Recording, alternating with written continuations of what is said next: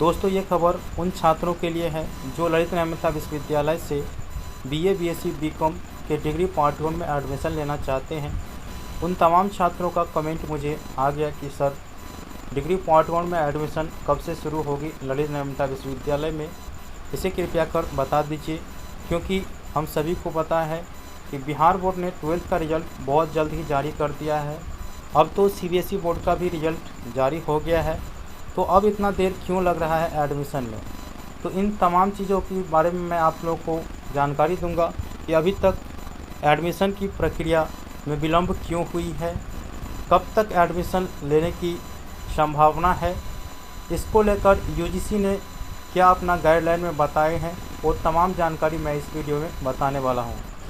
तो दोस्तों यदि आप ललित नारायण मिथिला विश्वविद्यालय में एडमिशन लेना चाहते हैं और इस यूनिवर्सिटी की तमाम जानकारी आप अपने तक पाना चाहते हैं तो आप इस चैनल को सब्सक्राइब कर लीजिए। साइड में बेल आइकन आएगा, उसे दबाकर ऑल नोटिफिकेशन को ऑन कर दीजिए ताकि जब भी मैं कोई इन्फॉर्मेशन अपलोड करूं तुरंत आप तक नोटिफिकेशन पहुंच सके। तो चलिए शुरू करते हैं। तो दोस्तों आप इस प्रेस विज्ञप्ति को देख सकते हैं। हेडिंग है नामांकन में हो सकता है विलम्ब। इसके बाद राजभवन भेजा गया शैक्षणिक कैलेंडर निरस्त, राजभवन के आदेश का इंतजार। तो क्या है मुख्य बातें, क्यों अभी तक एडमिशन की प्रक्रिया शुरू नहीं हुई, उसे मैं आप लोगों को बारीकी से समझाने का प्रयास करता हूं। तो ये ललित नारायण मिथिला विश्वविद्यालय से रिलेटेड है। ललित नारायण मिथिला विश्वविद्यालय के स्नातक प्रथम खंड और स्नातकोत्तर में नामांकन में और विलम्ब हो सकता है। अब तक प्रक्रिया शुरू नहीं की गई है। विश्वविद्यालय प्रशासन ने पूर्व में कई बार शैक्षणिक कैलेंडर बनाकर स्वीकृति के लिए राजभवन भेजा था, जो वर्तमान परिवेश में निरस्त हो रहा है। अब विश्वविद्यालय विभिन्न कार्यों को शुरू करने के लिए राजभवन के निर्देश की ओर देख रहा है। यूजीसी ने तो अपने दिशा निर्देश में नवंबर से सत्र शुरू होने की बात कही है, लेकिन राजभवन से इसके संबंध में विश्वविद्यालयों को कोई निर्देश अब तक नहीं मिला है। राजभवन ने परीक्षा शुरू करने सहित अन्य कार्यों पर विचार के लिए कुलपतियों की कमेटी गठित कर रखी है। कमेटी की रिपोर्ट राजभवन को मिली या नहीं, इससे विश्वविद्यालय अवगत नहीं है। इधर बिहार माध्यमिक परीक्षा बोर्ड का रिजल्ट तो काफ़ी पहले प्रकाशित हो चुका था। अब केंद्रीय माध्यमिक परीक्षा बोर्ड सहित विभिन्न केंद्रीय बोर्ड के इंटर के रिजल्ट भी प्रकाशित हो चुके हैं।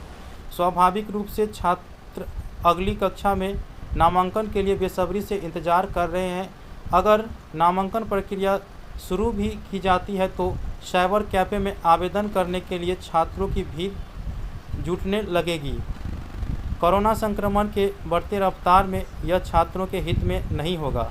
उधर स्नातकोत्तर के नामांकन में रिजल्ट का व्यवधान है। स्नातक तृतीय खंड के अधिकांश पत्रों की परीक्षा हो चुकी है, लेकिन कुछ पत्रों की परीक्षा बाकी है। इसके कारण रिजल्ट प्रकाशित नहीं हुआ है। कुल मिलाकर नामांकन प्रक्रिया शुरू होने में विलम्ब होना स्वाभाविक है। तो दोस्तों अब आप इसे बारीकी से समझने का प्रयास करिए।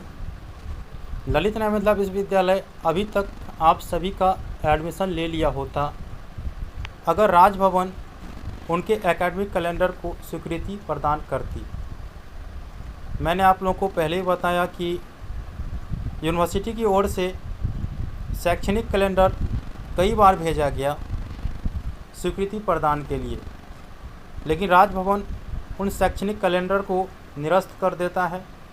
अगर राजभवन का आदेश नहीं होगा तो वो एडमिशन कैसे लेंगे।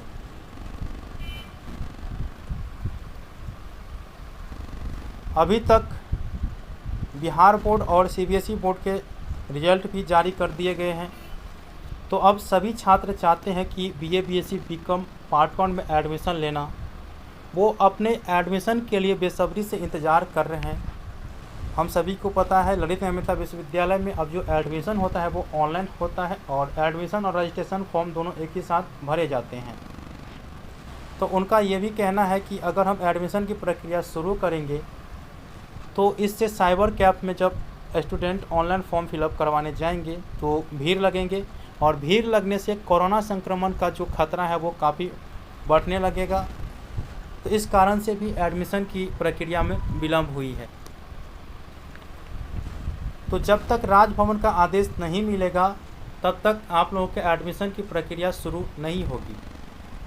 और राजभवन का आदेश जो है वो कब तक होते हैं, इसके लिए आपको मेरे चैनल को सब्सक्राइब कर रखना पड़ेगा, और जो भी नोटिफिकेशन आएगा मैं आप लोगों को बता दूंगा।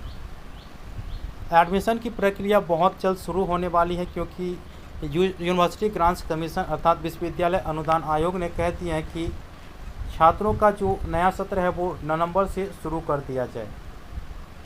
तो देखते हैं क्या होता है आगे चलकर, लेकिन ये बात तय है कि आने वाले 15 से 20 दिन के अंदर आप लोगों की एडमिशन की प्रक्रिया शुरू हो जाएगी।